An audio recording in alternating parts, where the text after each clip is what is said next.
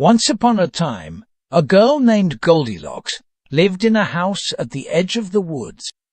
In those days, curls of hair were called locks.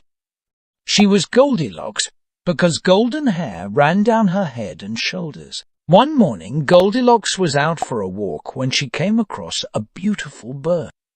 She followed that bird right into the woods, where her mother had said many times she must never go.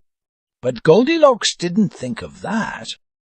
Deeper and deeper into the woods she went. But where was the bird? It was nowhere to be seen. Goldilocks looked around. That's when she knew she was lost. But a house was not far away. I wonder who lives there, she thought, so deep into the woods. She went up and knocked on the door. No answer. She knocked again. Still no answer. Goldilocks knocked a third time, and the door opened. But no one was behind the door. Well, the door is already open, said the girl. So I may as well go in. Goldilocks smelled a wonderful smell, and soon knew why. On the table were 3 steaming bowls of oatmeal. All of a sudden she realized how very hungry she was. What Goldilocks did not know, however, is that 3 bears lived in this house. In fact, that very morning the 3 bears had sat down to their bowls of oatmeal, but the cereal was too hot. So they had decided to take a short walk. They said to each other, "By the time we return home, our oatmeal will be perfect." Gazing at the steaming bowls of oatmeal, Goldilocks thought, "I'm sure whoever lives here won't mind if I take just one sip." She sat at the first chair and took a sip. "Ah," she said, "it is too hot." She moved to the next bowl and took a sip. "Ah," she said, "it is too cold." She moved to the third bowl and took a sip. "It is just right." And before she knew it, the oatmeal was all gone. Goldilocks rubbed her tummy. "I'm full. I must find somewhere to sit that's more comfortable." She went to the living room.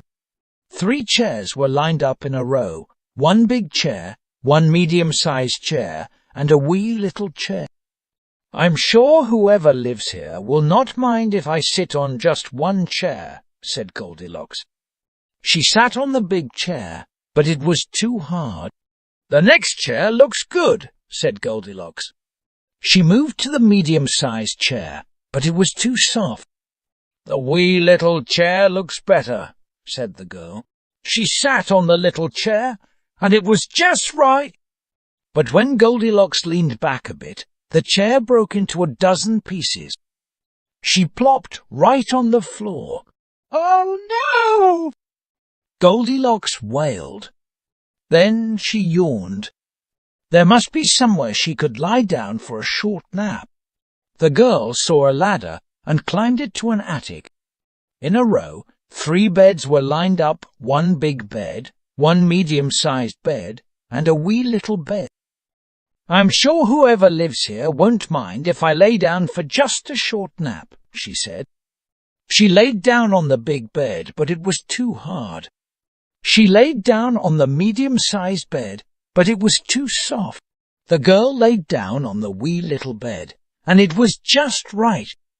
As her head hit the pillow, Goldilocks was fast asleep. Just then, the 3 bears came home from their walk. "Oh, my!" said Mamma Bear.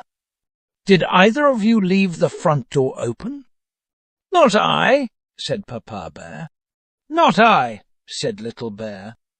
Slowly the 3 bears stepped inside and looked around. "Most odd," said Papa Bear, seeing his spoon in his bowl.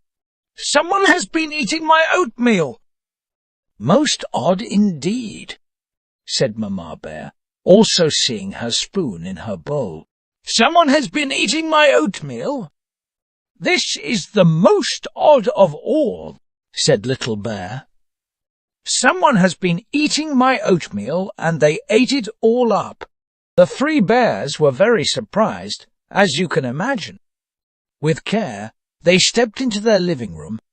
"Do you think someone was sitting in my chair?" said Papa Bear.